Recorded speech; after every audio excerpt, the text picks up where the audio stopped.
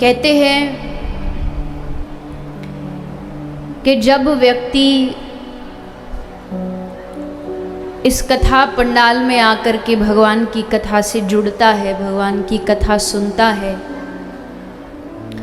तो थोड़ी देर के लिए, जितनी देर वो कथा में रहता है, उसको ये प्रयास करना चाहिए कि उसका मन, उसका चित्त, उसकी बुद्धि सब भगवान की लीलाओं में डूब जाएं, उनसे जुड़ जाएं।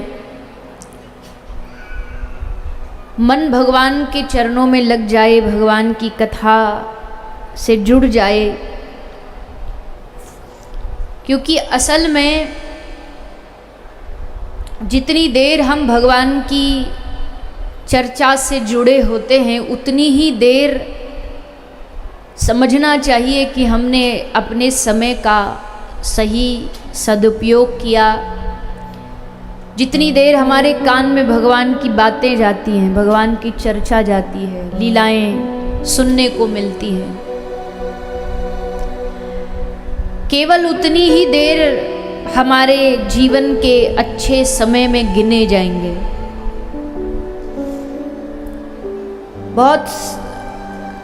बहुत सारे लोग अक्सर ये बात कहते रहते हैं, अच्छा समय कब आएगा, कौन सा अच्छा समय, किस अच्छे समय की बात करते हैं। अच्छा समय क्या होता है? अच्छा समय वो नहीं होता कि जब कमाई अच्छी हो जाए। अच्छा समय वो नहीं होता कि जब बाहर की दिखने वाली संसार की जो चीज़ें हैं वो अच्छी चल रही हो तो हाँ अच्छा समय चल रहा है। मन में जो जो मांगते जा रहे हैं वो पूरा होता जा रहा है, अच्छा समय चल रहा है। अच्छा समय क्या होता है? अच्छा समय वही होता है कि जिस समय आप भगवान की कथा से जुड़ जाते हो, भगवान का स्मरण करते हो, उनके बारे में सुनते हो, चिंतन करते हो, तब समझना चाहिए कि हमारे जीवन का ये अच्छा समय चल रहा है। तो अभी जो आप बैठे हो पंडाल में, ये आपका और हमारा 3 घंटे का क्या है? क्या है? अच्छा समय। ऐसे ही बोल रहे हो, मैंने बोला या मानते हो? मानते हो अच्छा समय चल रहा है? हाँ, तो अब शिकायत नहीं करना कि अच्छे दिन कब आएंगे। अच्छे दिन तभी होते हैं जब आदमी भगवान से जुड़ जाता है। 100 दिन दुर्दिन नाही, मेघ नभ में बहरावे,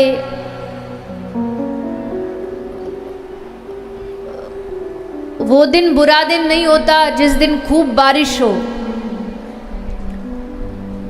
इंद्र भरपूर अपने मेघों से कह दे बरसो और धुआंधार बारिश हो, यहाँ तक कि कह रहे हैं चाहे प्रलय आ जाए वो भी बुरा दिन नहीं है, अकाल पड़ जाए वो भी बुरा दिन नहीं है। तो फिर बोले ये सब बुरे दिन नहीं तो फिर बुरा दिन क्या है? बोले श्रवण पड़े ना हरि कथा, 100 दिन दुर्दिन जानी। दुर्दिन माने बुरा दिन वो होता है जिस दिन हमें श्रवण पड़े ना हरि कथा, जिस दिन हमें भगवान की कथा सुनने को नहीं मिलती, वो दिन सबसे बुरा दिन होता है। बोले हर दिन ऐसे कैसे कथा सुनने को मिल जाएगी? हम थोड़ी रोज गांव में कथा का आयोजन होता है, साल में 6 महीना में कोई एक आध कथा होती है, तो रोज कैसे सुन सकते?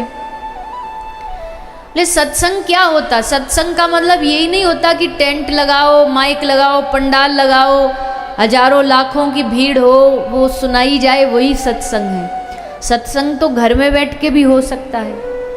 एक व्यक्ति कोई अच्छी बात कर रहा हो और एक व्यक्ति उसकी सुन रहा हो, यही सत्संग है।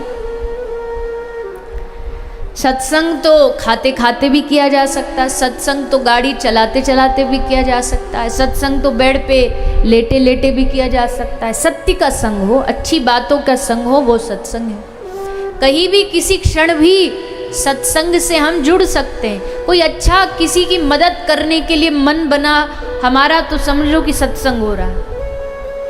किसी की मदद के लिए हाथ बढ़े तो समझो सत्संग हो रहा है। सत्य का संग, शुभ का संग होना ही सत्संग। और रही दूसरी बात, आजकल तो देखो विज्ञान ने इतनी तरक्की कर ली है, घर बैठे बैठे ही आपको टीवी के माध्यम से, मोबाइल के माध्यम से, यूट्यूब के माध्यम से जितना मन चाहे सत्संग सुन सकते हो। हर महात्मा के, हर प्रवक्ता की वाणी सत्संग फोन में, टीवी में सब उपलब्ध है। बस सुनने का मन होना चाहिए, हम क्या सुनना चाहते हैं, हमें वही चीज उपलब्ध मिल जाएगी। तो सही समय वही होता है जब व्यक्ति भगवान की कथा से जुड़ता है। अब ये आनंद ब्रज में, ब्रजमंडल में, वृंदावन धाम में, गोकुल में चारों ओर फैल चुका है। सबको खबर लग गई कि नंद बाबा के घर संतान हुई है, पुत्र हुआ है, बालक हुआ है, लाला हुआ है। तो सारे ब्रज की मैया अपनों सुंदर सुंदर श्रृंगार करके, बढ़िया लहंगा फरिया पहर पहर के नंद महोत्सव में नाचने गावे गई। 80-80 गज के लहंगा पहर के गोपी गई नाचने।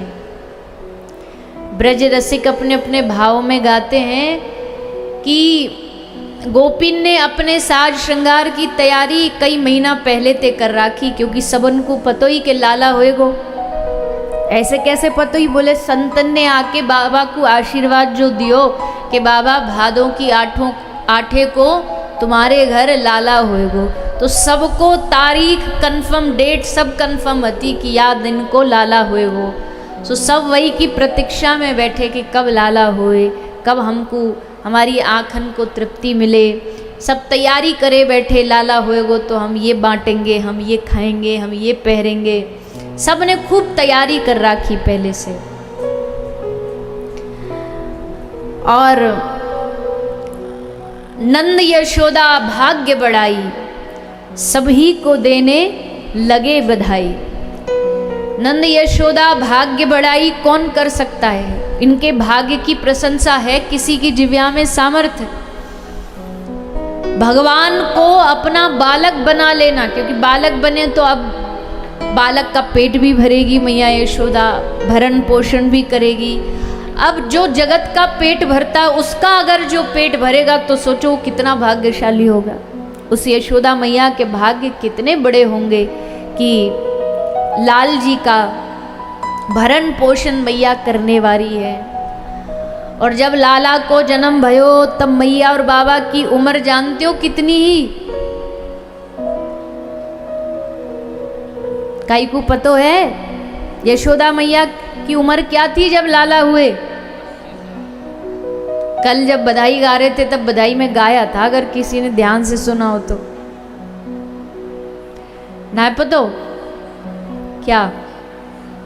हाँ, 80 बरस की आयु में सुत ऐसो जायो है। अब 80 बरस सोचो, अपनी आसपास की कोई 80 बरस की डोकरी देख लो कैसी होगी, बेचारी एकदम हताश सी, जुर्रियाँ, हाथ में डंडा लेके चलने वाली। पर यशोदा मैया ऐसी नहीं। यशोदा मैया के स्वरूप को वर्णन जब सुखदेव जी करते हैं ना, जब दधि मंथन करती हुई मैया बैठी है और उसका वर्णन सुखदेव जी करते, तो ऐसे लगता है कोई एकदम 20-22 साल की जवान कन्या बैठी हो।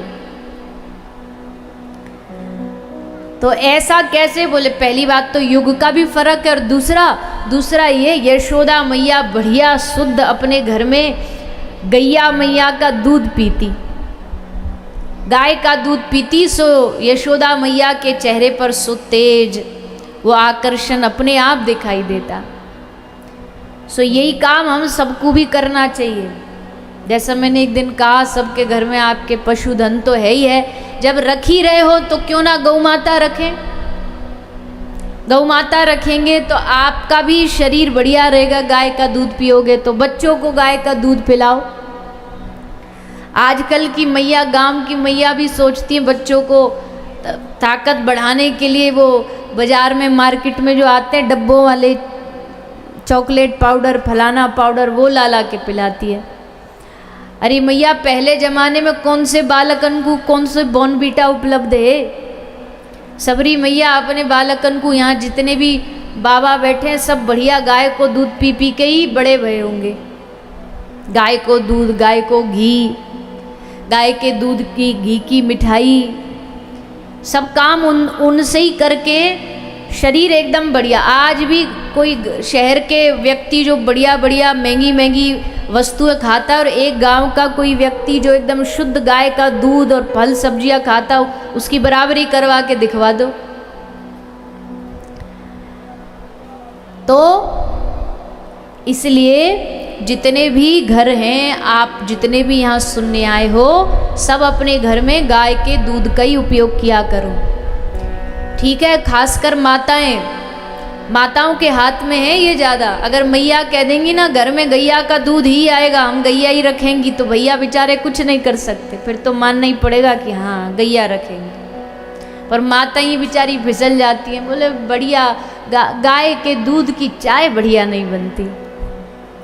जब गाय का दूध भा जाएगा ना, तो किसी और भैंस का दूध पियोगे तो गले से नीचे नहीं उतरेगा। गाय के दूध में इतनी शक्ति होती है। शुद्ध दूध घर में पिया करो, बच्चों को भी शुद्ध गाय का दूध पिलाया करो। यशोदा मैया 80 वर्ष की है, पर कोई देख के ना कह सके कि मैया 80 साल की है। बड़ी स्फूर्ति, चेहरे पर तेज। और लाला भयो तब तो महाराज आधी उम्र तो वैसी कम हैगी अपने लाला को चेहरा देख करके, इतनी खुशी, इतनी प्रसन्न। उत्साह में फिर उम्र की ध्यान नहीं रहती ना, उत्साह में तो फिर आदमी फिर सब भूल जाता है, उम्र भूल जाता है, पद भूल जाता है, फिर तो बस उस उत्साह में डूब जाता है। जैसे कल आप डूब रहे थे ना उत्साह में डूब डूब करके कलशों पर भी चढ़ रहे थे। तो अब थोड़ी ना पता रहता है इस कृष्ण जन्म में, तो भाई ये लगती है टॉफी मिल जाए बस, कहीं से भी चॉकलेट पालें।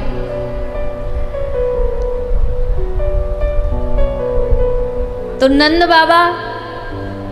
बाबा को कई ग्वाला ने आके खबर सुनाई, बाबा तुम्हारे भाग्य जागृत है गए, बाबा तुम्हारे घर पुत्र रत्न की प्राप्ति भई है। जैसे बाबा ने सुनी सो महाराज बाबा भी खूब ठुमका लगा लगा के आज नाच रहे हैं लाला के जन्म में। गोपियां नाच रही हैं, ग्वाला बाला सब नाच रहे हैं। यहाँ नंद भवन में सब लोग आते तो दिख रहे, पर कोई जाता नहीं दिख रहा। मतलब उत्सव में आ रहे हैं सब लोग, और दूर दूर से लोग आ रहे हैं। केवल ब्रज के ही लोग आकर के दर्शन करो ऐसा नहीं, सारे ब्रह्मांड के लोग इस उत्सव में आए हैं दर्शन करने। अरे भैया ये मौका सबको थोड़ी प्राप्त होता है कि भगवान बालक बने हो, पल्ला में सोए हो, और बालक बने, शिशु बने, भगवान को देखने को मौका मिले, तो ये मौका भला कौन छोड़ेगा। देवी देवता आ गए, तीर्थ अपना वेश बदल बदल के आ गए, लक्ष्मी जी अपना रूप बदल करके मैया का रूप धारण करके आ गई, कुबेर आ गए, ब्रह्मा जी आ गए, शंकर जी आ गए, सबरे देवता आकर के लाला का पल्ले में सोए हुए लाल जी का दर्शन कर रहे हैं। सब सखी आती हैं, सब सखी आकर के मैया ते कहती है, मैया आज तेरे लाला भयो है, आज कंजूसी ना चलेगी, आज भरपूर मैया बधाई देनी पड़ेगी। मैया बोली गोपी तू कह तो सही, जो तू मांगेगी, अगर तू ये भी कह देगी कि तोकू मैया हमको ये महल दे दे, तो तोकू महल दे के हम बाहर निकल जाएंगे। तो गोपी कहती अच्छा मैया महल भी दे देगी। ले हाँ, आज नंद लाला के उत्सव में जो मांगेगी सो दे दूंगी। संगवारी गोपी कह रही अरे बावरी तू महल मांगेगी तो सोच हमारो लाला कहाँ रहेगो, फिर लाला दर दर भटक तो डोलेगो तो अच्छी लगेगी। तो गोपी कहती अरे बावरी तो को का लग रही है, मैं महल मांग लूंगी, ऐसी बुद्धि ना है मेरी। लाला को जन्म भयो, मोको महल ना चाहिए, मोको महलते भी कीमती चीज चाहिए। मैया बोली महलते कीमती चीज का चाहिए तो को? अरे मैया महल ते, दुमेलन ते, सोना ते, चांदी ते, हीरा ते, मोती ते, सब ते महंगी चीज जानो कौन है? सबसे महंगी और सबसे अनमोल चीज है हमारो कन्हैया। तो मैया या कन्हैया को एक बार मेरी गोदी में दे दे, मैं या को अपने गले से लगाना चाहूँ, यही मेरी बधाई होगी। तो मैया बोली अच्छा गोपी, अगर तो को कन्हैया को गले ते लगानो तो या मैं पूछवे की जरूरत नहीं है। ये मत सोचो कन्हैया मेरो है, ये कन्हैया तुम सब गोपिन को ही है। जब मन चाहे या को गोदी में ले सको, जब मन चाहे या को गले लगा सको। सच्ची मैया? हाँ गोपी। तुरंत गोपी ने लाला को गोद में लियो और लेके अपने एकदम हृदय से गले से लगा लियो। गले ते लगा के गोपी बड़ी आनंदित भई, बड़ी प्रसन्न भई। आज ये ब्रज की गोपी कौन है? ये ब्रज की गोपी कोई देवी का अवतार है। जब भगवान अवतार लेने वाले थे तो भगवान ने सब देवताओं को छूट दे दी कि हम ब्रज में जन्म लेने जा रहे हैं, जा को अवतार लेनो, पहले से जाके ब्रज में पहले सेट है जाओ। तो देवी देवता ब्रज में आके गोपी बन गए, ग्वाला बन गए, पशु पक्षी बन गए। कई भगवान के पूर्व के जो भगत थे जीव, उन सब ने गोपी रूप में आकर के अवतार ले लियो।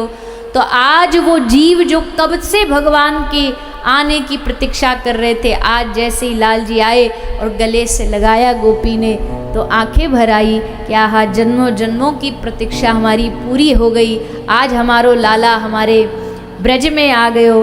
और ब्रज में आते ही देखो दो भाव हैं। एक तो कछु लोग तो कहें कि ब्रज में ठाकुर जी आए इसलिए ब्रज की महिमा बढ़ गई, और कुछ ब्रजवासी ये कहते हैं कि कन्हैया ब्रज में आयो या वजह से कन्हैया की महिमा बढ़ गई।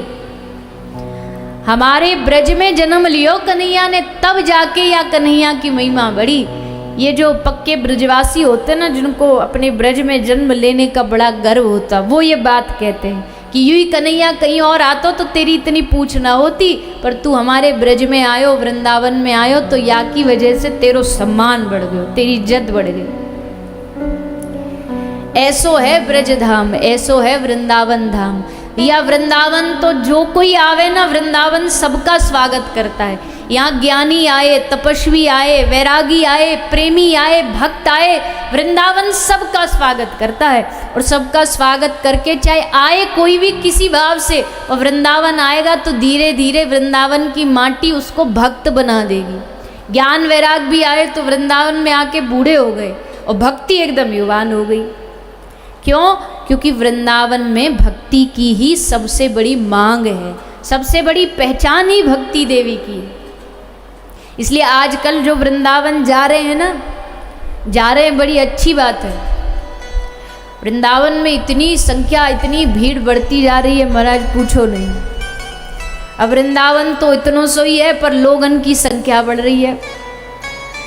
तो जा रहे हो कोई बात नहीं, बड़ी श्री जी की कृपा से कोई आ पाता, ऐसे वृंदावन नहीं आ पाता। पर जो जाते हैं ना वृंदावन, वो बा ऐसे ही नहीं जाए करो वृंदावन कि हाँ चलो घूम फिर आते हैं, लड्डू पेड़ा खाए आते हैं, लस्सी पी आते हैं। आजकल तो सोशल मीडिया का नया वो चल चुका है ट्रेंड, मोबाइल में बस 2-4 ठुमके लगा के वो बना लेंगे वीडियो, और हमारा बढ़िया वो आ जाए, देखने वाले व्यूज़ आ जाए, बस वही काम करते हैं। ऐसा भाव लेके मत जाइए वृंदावन। धाम जाते हो तो धाम में, भगवान के धाम में ये भाव लेके जाना चाहिए कि हमको भगवान को पाना, ना कि बाकी सारी चीज़ों को देखना है। गोवर्धन गिरिराज जी जा रहे हैं, गिरिराज जी भी आपके नज़दीक ही है, आप सब में से बहुत से लोग जाते भी होंगे गिरिराज जी की परिक्रमा कर रहे हैं। अब कर तो रहे हैं परिक्रमा, पर बीच बीच में परिक्रमा में ब्रेक लगा लगा के फिर वहाँ एक कोने में जाते हैं, लगा करके फिर यात्रा चालू। और कई तो ऐसे परिक्रमा करते देखे, हमने परिक्रमा कर रहे हैं, कान में फोन लगा रखा है, उसमें क्रिकेट की कमेंट्री सुनते जा रहे हैं। अगर ऐसे ही करना तो भैया घर बैठ के कर लो। गिरिराज जी गोवर्धन जी में आए हो तो गिरिराज जी का स्वरूप देखो, वहाँ की लताओं को देखो, वहाँ देखो कैसे सूरदास जी यहाँ रहते थे, कैसे लीला करते थे। वहाँ फिर इधर उधर के काम नहीं करने चाहिए। कुछ भी कर रहे हैं, तम्बाकू खा रहे हैं, कहीं भी थूक रहे हैं, नहीं। अपने धाम को साफ रखना, सुरक्षित रखना, मन को साफ रखना, ये सब हमारा काम है।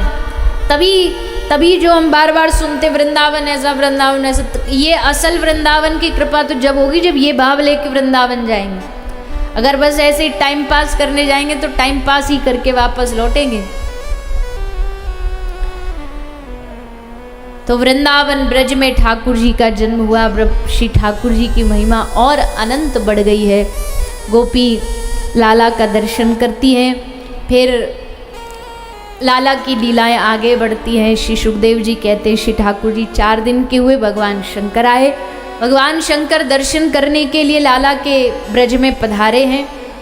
आशा लेकर के आए कि हमको लाला के दर्शन हो, पर मैया भी बड़ी जिद्दी थी। बाबा के रूप को देख के घबरा गई, सो दर्शन करने से इनकार कर दिया। पर बाबा भी जिद्दी थे, बोले दर्शन नहीं कराएगी मैया तो हम भी यहाँ से हिलेंगे नहीं, टस से मस नहीं होंगे। अब एक तरफ मैया की जिद और एक तरफ बाबा की जिद, फंस गए बीच में लाला। जैसे होता ना, एक तरफ तो बहू और एक तरफ माँ, बीच में फंस जाता वो पति देव। तो क्या करे अब बेचारा, इसकी सुने तो वो नाराज हो जाए, उसकी सुने तो वो नाराज हो जाए। पंडित जी सो महाराज ठाकुर जी भी ऐसे ही बीच में फंस गए हैं। बीच में फंस करके अब इधर लाली उधर से निकल जाओ। श्री ठाकुर जी बीच में फंस गए कि मैया की सुने कि बाबा की सुने। बाबा की सुनेंगे तो मैया नाराज हो जाएगी और मैया की सुनेंगे तो भोलेनाथ जी नाराज हो जाएंगे। सो महाराज अंत में भगवान ने सोची हमें एक रास्ता अपनाते हैं, एक रास्ता अपना करके कुछ लीला करते हैं। और लीला क्या करी, ठाकुर जी ने जोर जोर से रोना आरंभ कर दिया, रोने लगे। और उस ठाकुर जी के रोने को बंद करावे के लिए मैया आई, लाला को दर्शन करवाती है। लाला के दर्शन कराने पड़े और भोलेनाथ जी लाल जी के दर्शन करके बड़े प्रसन्न भये। सदा सदा ब्रज में वास है जाए, ऐसी मैया ने प्रार्थना करी, निवेदन करी और भगवान शंकर ने वह प्रार्थना को स्वीकार कर लियो। इस प्रकार भोले शंकर जी का मिलन भगवान के साथ हुआ है, अद्भुत मिलन हुआ। और फिर भगवान की आगे की जो लीलाएं हैं, भगवान कैसे दैत्यों का उद्धार करते हैं, पूतना का उद्धार करते हैं, उसका वर्णन श्री सुखदेव जी महाराज श्रवण करा रहे हैं।